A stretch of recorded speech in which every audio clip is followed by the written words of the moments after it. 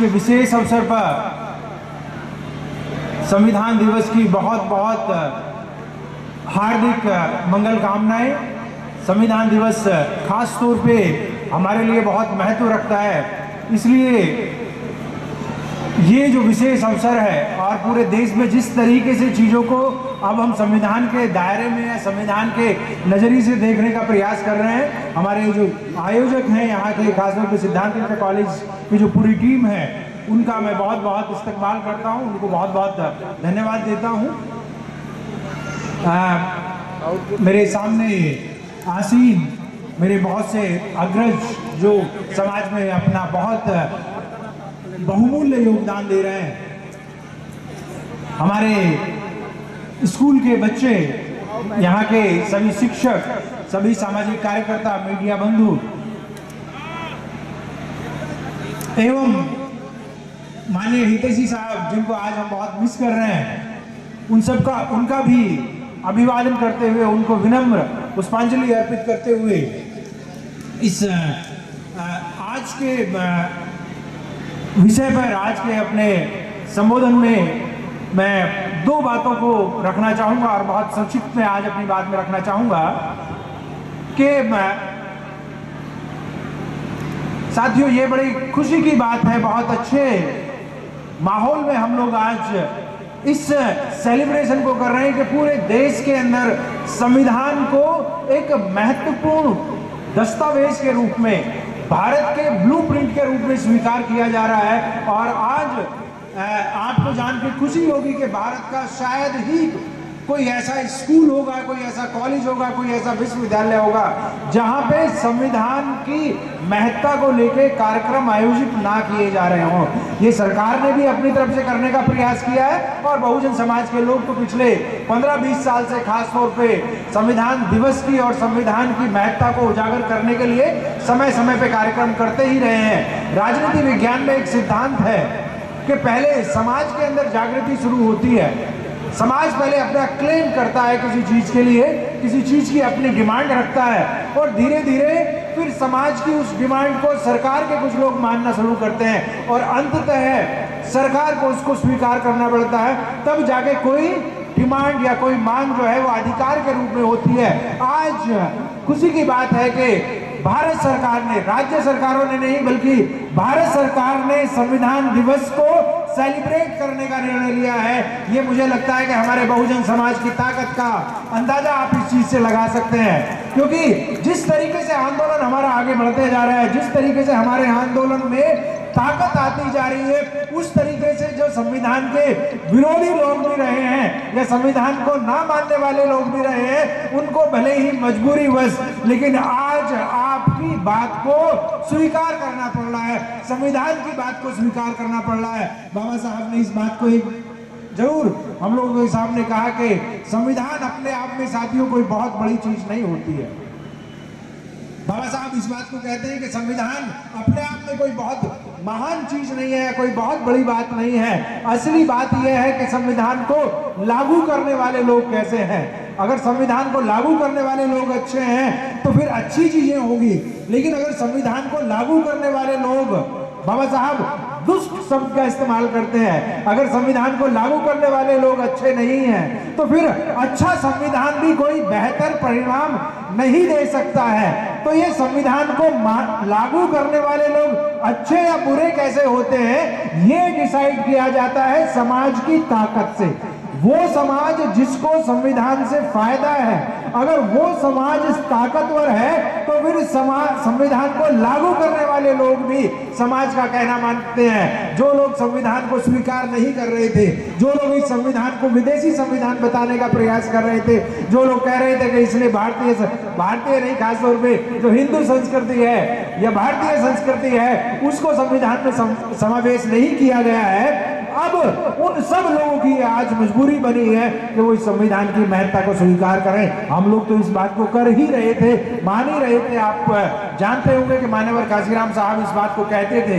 कई बार उनसे पूछा जाता था कि भाई हम अपना चुनावी घोषणा पत्र जारी क्यों नहीं करते हैं, तो उन्होंने कहा कि हमें चुनावी घोषणा पत्र जारी करने की जरूरत नहीं है, क्यों चुनावी घोषणा पत्र जारी करने की जरूरत नहीं है? वो कहते हैं कि हमारे पास स्थायी चुनावी घोषणा पत्र है।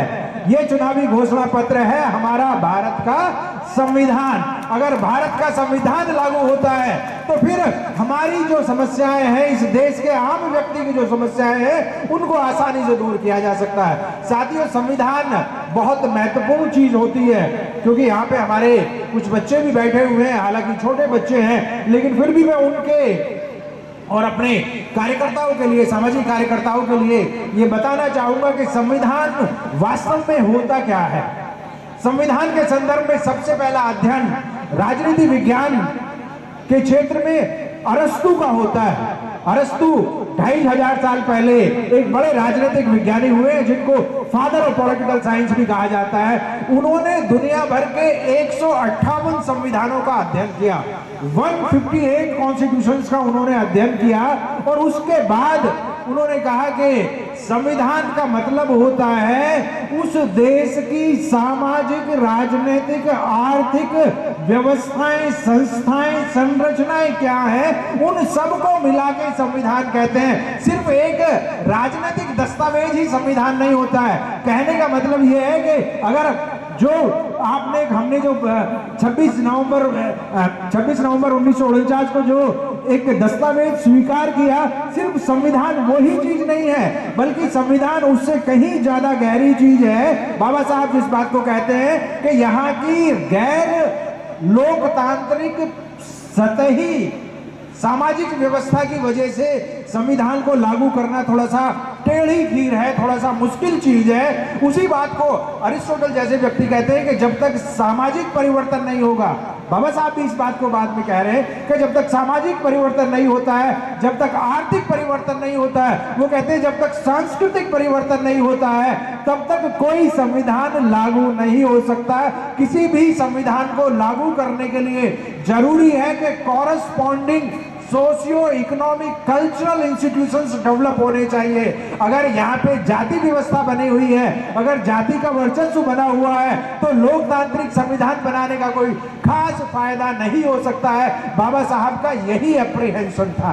बाबा साहब ने जो 25 नवंबर 1949 को कहा कि अगर सामाजिक गैर बराबरी को खत्म नहीं किया गया, आर्थिक गैर बराबरी को खत्म नहीं किया गया, तो हम जो राजनीतिक हमने बराबरी स्थापित की है, शायद इसका फायदा नहीं होगा। और राजनीतिक, सामाजिक और आर्थिक गैर बराबरी के शिकार लोग, मतलब बहुजन समाज के शिकार लोग, हो सकता है कि राजनीतिक लोकतंत्र की भी धज्जियां उड़ा दे। वो क्या कहना चाह रहे थे? वो कहना चाह रहे थे कि उनके अंदर हो सकता है इतना ज्यादा असंतोष हो जाए, उनके अंदर इतनी ज्यादा संविधान, इतनी व्यवस्था के प्रति इतना ज्यादा आक्रोश पैदा हो जाए कि वो कहेंगे राजनीतिक लोकतंत्र से कोई फायदा नहीं हो रहा है और इसको ध्वस्त कर दिया जाए। सीधी सी बात है, वो कह रहे थे कि हो सकता है कि भारत में क्रांति हो जाए, भारत में खूनी क्रांति हो जाए, अगर हमने सामाजिक और आर्थिक गैर बराबरी की व्यवस्था को खत्म नहीं किया। लेकिन पिछले 72-73 साल का जो हमारा अनुभव है, उसमें हम ऐसा देख रहे हैं कि जिन लोगों को क्रांति करनी चाहिए थी, वो लोग क्रांति नहीं कर रहे हैं, और जिन लोगों को इस संविधान से फायदा हुआ या जिनकी व्यवस्था बनी रही, बाबा साहब के शब्दों में, वो इस संविधान के पीछे पड़े हुए हैं। वो इस संविधान को कहीं ना कहीं नुकसान पहुंचाने का प्रयास कर रहे हैं। लेकिन साथियों, ये बात इस तरीके से नहीं देखी जानी चाहिए। सही बात तो यह है कि पिछले 72 साल में हम लोगों ने इस संविधान के सारे अपनी ताकत को बहुत ज्यादा बढ़ाया है।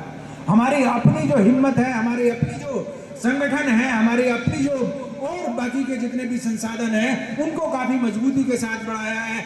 और इस चीज को एक उदाहरण के सहारे आप देख सकते हैं।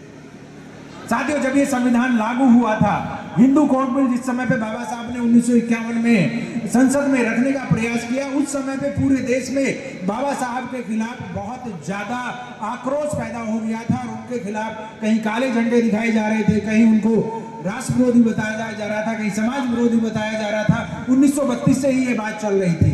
लेकिन 1990 तक आते आते आप देखते हैं कि बाबा साहब को भारत रत्न की उपाधि दी गई। आप देखते हैं कि संसद में बाबा साहब का तैलीय चित्र लगाया गया और एक तरीके से जो लोग बाबा साहब का विरोध कर रहे थे, उन लोगों को भी आपके सरोकारों को स्वीकार करते हुए बाबा साहब को इवन भारत रत्न का पुरस्कार देना पड़ा। क्या बाबा साहब उस समय पे ज्यादा ताकतवर हो गए थे? नहीं साथियों, बाबा साहब ज्यादा ताकतवर नहीं हुए थे, बाबा साहब के बच्चे ज्यादा ताकतवर हो गए थे, बाबा साहब की संतानें ज्यादा ताकतवर हो गई थी, बाबा साहब की संतानें ज्यादा लायक हो गई थी और उन्होंने उतनी गर्मी पैदा कर दी थी। बहुजन समाज को इकट्ठा करते हुए अपने लोकतांत्रिक साधनों के द्वारा इस तरह की व्यवस्था को बनाने का प्रयास किया कि जातिवादी लोग उनके सामने ज्यादा रुक नहीं पाए और इसलिए मजबूरी ही सही लेकिन उनको स्वीकार करना पड़ा। और आज तो ऐसी व्यवस्था हो गई है कि सिर्फ कांग्रेसी ही नहीं, सिर्फ कम्युनिस्ट ही नहीं, बल्कि तथाकथित संघी भी बाबा साहब के सामने दंडवत प्रणाम कर रहे हैं, उनके सामने झुके जा रहे हैं। आज कोई व्यक्ति ऐसा नहीं है कि जो बाबा साहब के संविधान को या बाबा साहब को नकारने का प्रयास करे।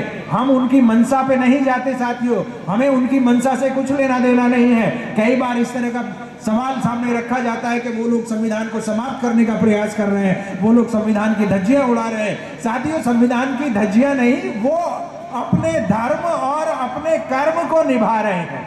उनको जो करना है अपनी जाति के हिसाब से, अपने धर्म के हिसाब से वो कर रहे हैं, लेकिन हम क्या कर रहे हैं ये ज्यादा महत्वपूर्ण है। उनको अपना काम करने दीजिए, हमें अपना काम करते रहना है। उन्हें संविधान का विरोध करने दीजिए, हमें संविधान को लागू करते रहना है। बाबा साहब ने जिस बात को कहा था कि जब तक संविधान है तब तक मैं जिंदा हूं, और इस संविधान शब्द को सिर्फ देख लीजिए। संविधान शब्द क्या है? संविधान शब्द जो है ये दो शब्दों से मिलकर बना है, सम और विधान। सम मतलब होता है सम्यक, समता मूलक, समता मूलक विधान, और जो विषमता मूलक व्यवस्था थी उस व्यवस्था को काट के जो आर्टिकल 13 है, भारतीय संविधान का आर्टिकल 13 बहुत महत्वपूर्ण है साथियों।